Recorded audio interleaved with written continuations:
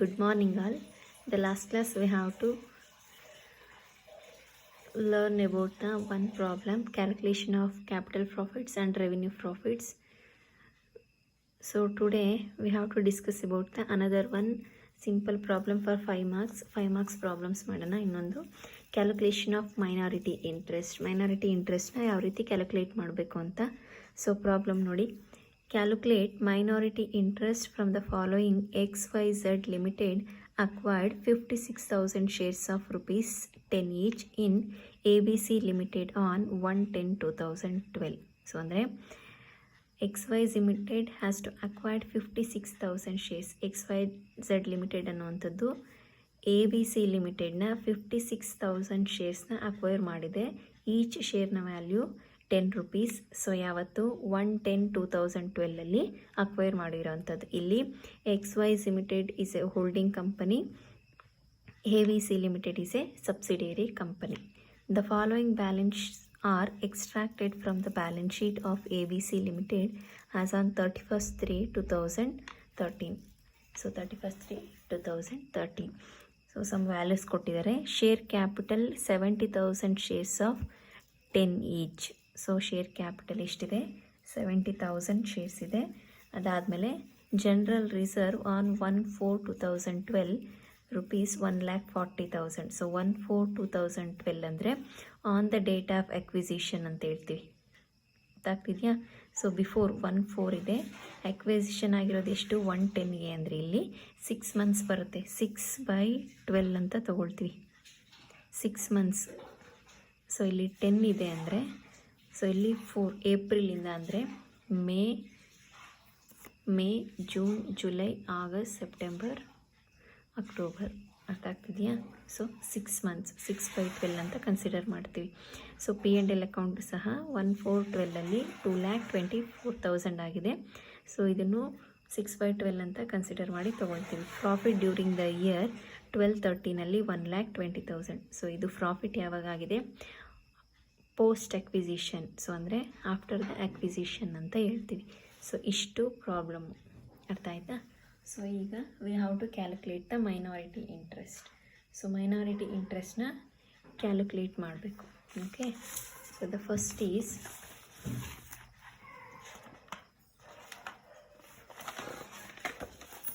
Calculation of ratio. Solution ನೋಡೋಣ. Second problem solution. Calculation of ratios. Ratio calculate ಮಾಡೋಣ first. So first number of shares in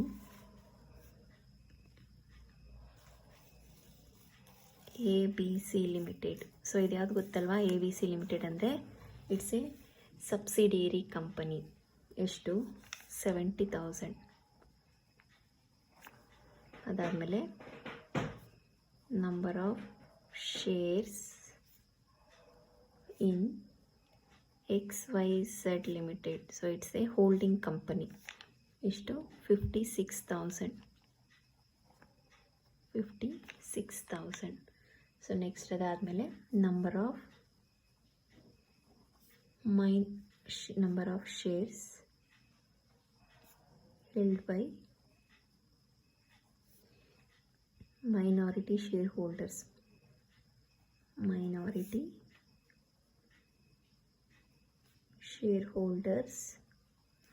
so 70,000 56,000 ಹೋದರೆ ಇನ್ನು remaining ಉಳಿಯುವಂಥ 14,000 ಶೇರ್ಸ್ನ minority share holders ಅಂತ ಹೇಳ್ತಾರೆ. ಗೊತ್ತಾಯ್ತಲ್ವಾ? So subsidiary companies total shares ಎಷ್ಟು ಅಂದರೆ 70,000. ಸೊ ಅದರಲ್ಲಿ ABC ಲಿಮಿಟೆಡ್ನ 70,000 ಶೇರ್ಸಲ್ಲಿ XYZ ಲಿಮಿಟೆಡ್ ಅನ್ನುವಂಥದ್ದು has to acquire the 56,000 shares. So ಅಂದರೆ ಇದು 56,000 ಶೇರ್ಸ್ ಅಕ್ವೈರ್ ಮಾಡಿದೆ ಅಂದರೆ ಇನ್ನು ರಿಮೈನಿಂಗ್ 14,000 ಶೇರ್ಸ್ನ ಔಟ್ಸೈಡರ್ಸ್ ಅಕ್ವೈರ್ ಮಾಡಿದ್ದಾರೆ. ಸೊ ಆ ಔಟ್ಸೈಡರ್ಸ್ ಯಾರು ಅಂದರೆ ಮೈನಾರಿಟಿ ಶೇರ್ ಹೋಲ್ಡರ್ಸ್ ಅಂತ ಹೇಳ್ತೀವಿ. ಅರ್ಥ ಆಯ್ತಾ? ಸೊ ಈಗ ನಾವು ದೇರ್ಫೋರ್ ರೇಷಿಯೋಸ್ನ ಮಾಡೋಣ.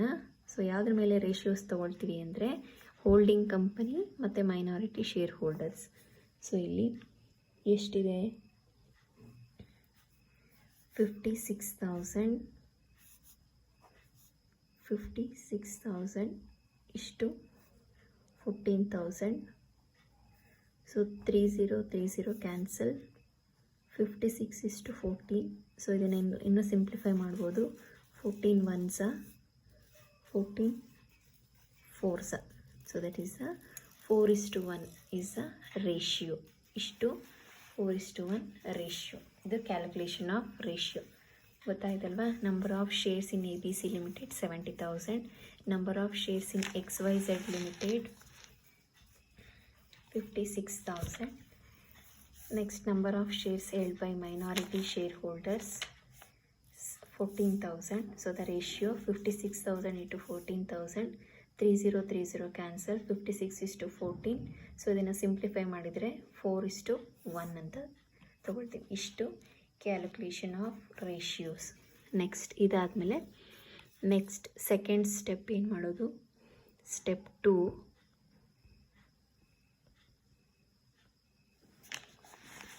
ಇದು step 1.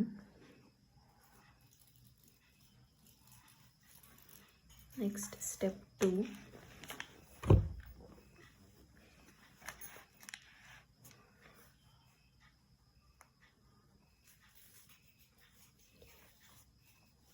Calculation of capital profits. Calculation of capital profits. Capital ಪ್ರಾಫಿಟ್ಸ್ನ ಕ್ಯಾಲ್ಕುಲೇಟ್ ಮಾಡೋಣ. ಸೊ ಕ್ಯಾಪಿಟಲ್ ಪ್ರಾಫಿಟ್ಸಲ್ಲಿ ಫಸ್ಟು ಯಾವ್ದು ಬರುತ್ತೆ, ಜನರಲ್ ರಿಸರ್ವ್ ಅಂತ ಹೇಳ್ತಾರೆ. General reserve on 1/4/2012 general reserve ಎಷ್ಟಿದೆ, ಪ್ರಾಬ್ಲಮಲ್ಲಿ ಕೊಟ್ಟಿದ್ದಾನೆ ನೋಡಿ, ಎಷ್ಟು 1,40,000. ನೆಕ್ಸ್ಟ್ ಅದಾದಮೇಲೆ P&L account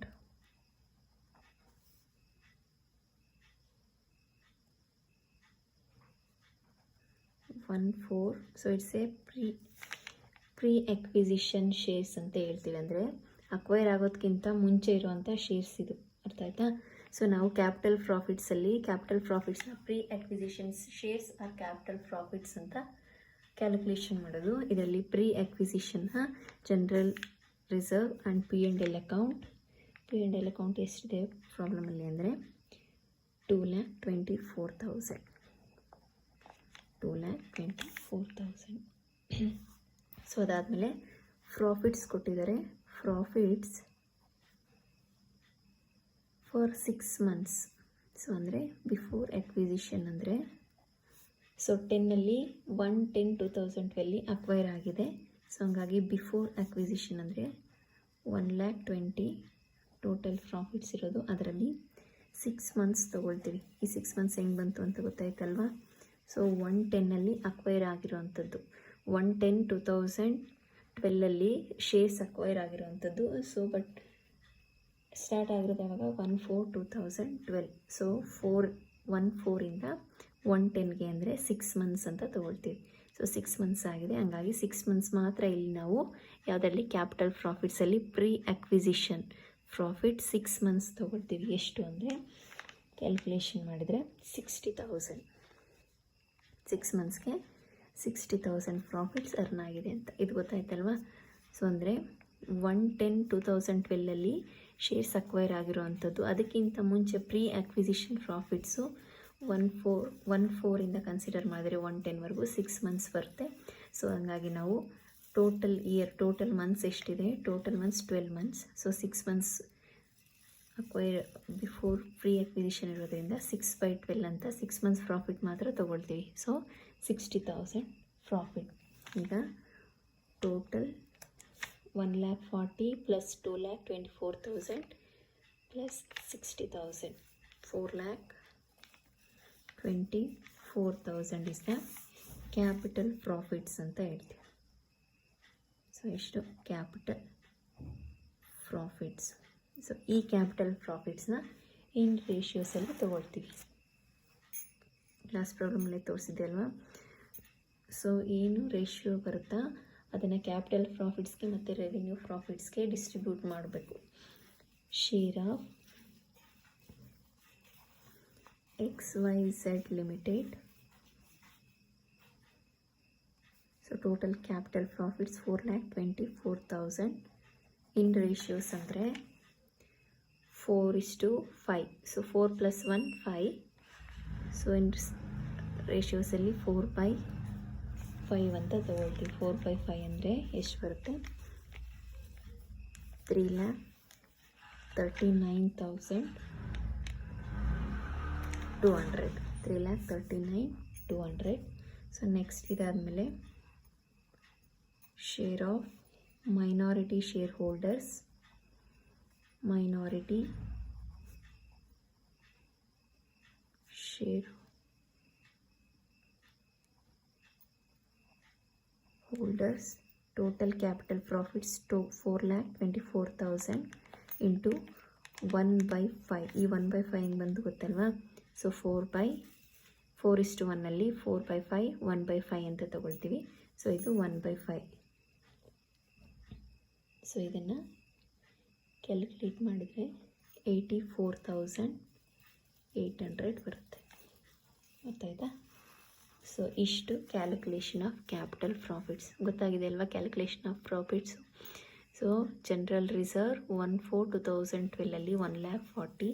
P&L 1/4 pre acquisition on the date of shares ಅಂದರೆ ಅಕ್ವೈರ್ ಆಗೋದಕ್ಕಿಂತ ಮುಂಚೆ ತೊಗೊಂಡಿರುವಂಥದ್ದು 2,24,000. ಪ್ರಾಫಿಟ್ಸ್ ಸೊ 110 ಅಕ್ವೈರ್ ಆಗಿರೋದ್ರಿಂದ 1/4 110 ಅಂದರೆ 6 months. ಸೊ 6 months ಮಾತ್ರ ನಾವಿಲ್ಲಿ ಕ್ಯಾಲ್ಕುಲೇಟ್ ಮಾಡ್ತೀವಿ. ಇನ್ನು ರಿಮೈನಿಂಗ್ 6 months ಯಾವುದ್ರಲ್ಲಿ ತೊಗೊಳ್ತೀವಿ? ರೆವಿನ್ಯೂ ಪ್ರಾಫಿಟ್ಸಲ್ಲಿ ತೊಗೊಳ್ಳುವಂಥದ್ದು. ಸೊ 60,000 ಟೋಟಲ್ ಮಾಡಿದರೆ 4,24,000. ಸೊ ಇಲ್ಲಿ ಶೇರ್ಸಲ್ಲಿ ಡಿಸ್ಟ್ರಿಬ್ಯೂಷನ್ ಮಾಡಬೇಕು. XYZ limited 3,39,200, minority share holders 84,800. ಇಷ್ಟು calculation of capital profits. Next ಇದಾದಮೇಲೆ step 3 calculation of revenue profits. Step 3 ನೋಡೋಣ.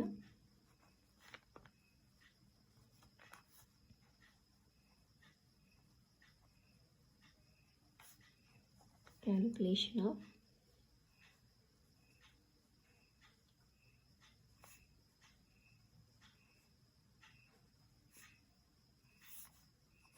Calculation of revenue profits. So revenue ಪ್ರಾಫಿಟ್ಸ್ನ ಕ್ಯಾಲ್ಕುಲೇಷನ್ ಮಾಡಬೇಕು. ಸೊ ಫಸ್ಟ್ ಇದರಲ್ಲಿ ಏನು ಬರುತ್ತೆ ರೆವಿನ್ಯೂ ಪ್ರಾಫಿಟ್ಸಲ್ಲಿ? ಪ್ರಾಫಿಟ್. ಸೊ ಪ್ರಾಫಿಟ್ ಕ್ಯಾಪಿಟಲ್ ಪ್ರಾಫಿಟ್ಸಲ್ಲಿ 6 months ತೊಗೊಂಡ್ವಿ. ಸೊ ಇಲ್ಲೂ ಸಹ after the acquisition of shares remaining ಎಷ್ಟು ಉಳಿದಿದೆ? 6 months. For 6 months. 6 months ಅಂದರೆ 1,20,000 into 6/12. 6/12 ಅಂದರೆ ಎಷ್ಟಾಗುತ್ತೆ? 60,000. 60,000 ಶೇರ್ಸ್. ನೆಕ್ಸ್ಟ್ ಅದಾದಮೇಲೆ ಇಷ್ಟು ರೆವಿನ್ಯೂ ಪ್ರಾಫಿಟ್ಸ್ ಇಷ್ಟೇ. ಸೊ ನೆಕ್ಸ್ಟ್ ಇದೆ ಅದರಲ್ಲಿ ಯಾವುದೇ ಎಕ್ಸೆಸ್ಸು ಅಂಡರು ಬರಲ್ಲ. ಸೊ ಹಂಗಾಗಿ ಇನ್ಕ್ರೀಸ್ ಡಿಕ್ರೀಸ್ ವ್ಯಾಲ್ಯೂ ಬರಲ್ಲ. ಸೊ ಇಷ್ಟನ್ನು ರೆವಿನ್ಯೂ ಪ್ರಾಫಿಟ್ ಅಂತ ಹೇಳ್ತೀವಿ. Revenue profits. ಸೊ ಇಷ್ಟು ರೆವಿನ್ಯೂ ಪ್ರಾಫಿಟ್ಸ್. ನೆಕ್ಸ್ಟ್ ಇದಾದಮೇಲೆ ಶೇರ್ಸ್ನ ಡಿಸ್ಟ್ರಿಬ್ಯೂಟ್ ಮಾಡಬೇಕು ಇನ್ ರೇಷಿಯೋಸಲ್ಲಿ. Share of XYZ limited revenue profits total ಎಷ್ಟಿದೆ? 60,000 by into 4/5 48,000. Next, share of minority shareholders. Minority shareholders 60,000 into 1/5. 1/5 ಅಂದರೆ 12,000. ಸೊ ಇಷ್ಟು calculation of revenue profit. Next ಇದಾದಮೇಲೆ ಪ್ರಾಬ್ಲಮಲ್ಲಿ ಕೇಳಿರೋದೇನು? ಮೈನಾರಿಟಿ ಇಂಟ್ರೆಸ್ಟ್ ಕ್ಯಾಲ್ಕುಲೇಟ್ ಮಾಡಿ ಅಂತ. Next step 4 minority so calculation of minority ಇಂಟ್ರೆಸ್ಟ್ನ calculate ಮಾಡಿ ಅಂತ. ಸೊ ಇಲ್ಲಿ ಮೈನಾರಿಟಿ ಇಂಟ್ರೆಸ್ಟಲ್ಲಿ ಫಸ್ಟ್ ಏನು ಬರುತ್ತೆ, ಫೇರ್ ಅಥವಾ ಫೇಸ್ ವ್ಯಾಲ್ಯೂ ಆಫ್ ಮೈನಾರಿಟಿ ಇಂಟ್ರೆಸ್ಟ್ನ ಫೇಸ್ ವ್ಯಾಲ್ಯೂ ಎಷ್ಟು ಇಲ್ಲಿದೆ ನೋಡಿ. ಕ್ಯಾಲ್ಕುಲೇಷನ್ ಆಫ್ ರೇಷಿಯೋದಲ್ಲಿ ಮಾಡಿದ್ದೀವಿ. Number of shares held by minority share holders is 14,000. ಈ 14,000ನ ಇಲ್ಲಿ ತಗೊಳ್ಳುವಂಥದ್ದು. Face value of 14,000 shares. So each ಶೇರ್ನ ವ್ಯಾಲ್ಯೂ ಎಷ್ಟು, 10 rupees. ಈಚ್ ಶೇರ್ನ ವ್ಯಾಲ್ಯೂಸ್ 10 rupees ಅಂದರೆ 14,000 into 10. So the total is 1,40,000. ಈ 10 ಹೆಂಗೆ ಬಂತು ಗೊತ್ತಾ, ಪ್ರಾಬ್ಲಮಲ್ಲಿ ಕೊಟ್ಟಿದ್ದಾರೆ ನೋಡಿ. ಈಚ್ ಶೇರ್ ವ್ಯಾಲ್ಯೂ ಈಸ್ ₹10 ಅಂತ. ಸೊ ಹಂಗಾಗಿ 14,000 face value of minority share holders. So each share 10 ಅಂದರೆ 14,000 into 10 ಅಂದರೆ 1,40,000. Next share of capital profits. Capital ಪ್ರಾಫಿಟ್ಸ್ನ ಕ್ಯಾಲ್ಕುಲೇಟ್ ಮಾಡಿದ್ದೀವಿ ನೋಡಿ. ಸ್ಟೆಪ್ 2ನಲ್ಲಿ ಎಷ್ಟಿದೆ minority share holders, share of minority share holders ಎಷ್ಟು, 84,800. ಈ 84,800 ಎಲ್ಲಿದೆ ಅಂದರೆ ಸ್ಟೆಪ್ 2ನಲ್ಲಿ ಕ್ಯಾಲ್ಕುಲೇಷನ್ ಆಫ್ ಕ್ಯಾಪಿಟಲ್ ಪ್ರಾಫಿಟ್ಸಲ್ಲಿ ಶೇರ್ ಆಫ್ ಮೈನಾರಿಟಿ ಶೇರ್ ಹೋಲ್ಡರ್ಸ್ನ ಕ್ಯಾಲ್ಕುಲೇಷನ್ ಮಾಡಿದ್ದೀವಿ, 84,800. ನೆಕ್ಸ್ಟ್ ಅದಾದಮೇಲೆ ಶೇರ್ ಆಫ್ ರೆವಿನ್ಯೂ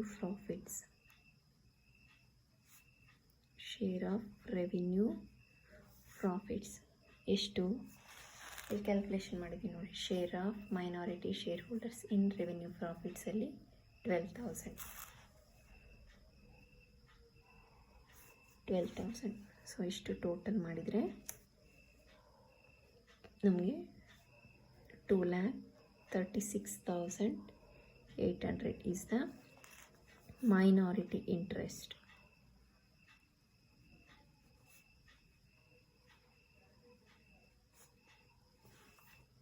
ಸೊ ಇಷ್ಟು ಪ್ರಾಬ್ಲಮ್. ಮೈನಾರಿಟಿ ಇಂಟ್ರೆಸ್ಟ್ ಯಾವ ರೀತಿ ಕ್ಯಾಲ್ಕುಲೇಟ್ ಮಾಡೋದಂದರೆ ಫೇರ್ ವ್ಯಾಲ್ಯೂ ಆಫ್ 14,000 ಶೇರ್ಸ್. ಈ 14,000 ಶೇರ್ಸ್ ಯಾವುದು ಅಂದರೆ number of shares held by minority share holders 14,000. So ಅದರ ಜೊತೆಗೆ ಇಂಟು ಫೇಸ್ ವ್ಯಾಲ್ಯೂ 10 ಅಂದರೆ 14,000 into 10 1,40,000. ಶೇರ್ಸ್ ಆಫ್ ಕ್ಯಾಪಿಟಲ್ ಪ್ರಾಫಿಟ್ಸಲ್ಲಿ ರೇಷಿಯೋಸ್ ಮೈನಾರಿಟಿ ಶೇರ್ ಹೋಲ್ಡರ್ಸ್ನ ಕ್ಯಾಲ್ಕುಲೇಟ್ ಮಾಡಿದ್ವಿ, 84,800. Share of revenue profits 12,000. The total is 2,36,800 is the minority interest. So ಇಷ್ಟು problem, calculation of minority interest. Step 1 calculation of ratio, step 2 calculation of capital profits, step 3 calculation of revenue profits, step 4 calculation of minority interest. So ಈ ಪ್ರಾಬ್ಲಮಲ್ಲಿ ಏನಾದರೂ doubt ಇತ್ತು ಅಂದರೆ ಕೇಳಿ. Okay, ಇದು question ಮತ್ತು answer ಎರಡನ್ನೂ ಸೆಂಡ್ ಮಾಡ್ತೀನಿ ನಾನು ನಿಮಗೆ, ಆಯಿತಾ? ಸೊ ನೆಕ್ಸ್ಟ್ ಕ್ಲಾಸ್ ಮುಂದಿನ ಪ್ರಾಬ್ಲಮ್ಸ್ನ ಮಾಡೋಣ. Thank you.